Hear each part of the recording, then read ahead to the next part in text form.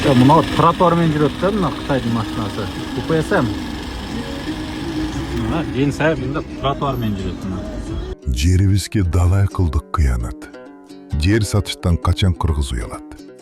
Балдарыбыз кул болгончо өзгөгө болуп кетсин, андан көрө кыямат. Мен билгенден көптөгөн жерлер чет өлкөлүк жарандар ошондой 49 жылга алып айыл чарба жеринде иштетип атышат. Биз ушул маселеге урматтуу коллегалар көңүл бурушубуз керек экен.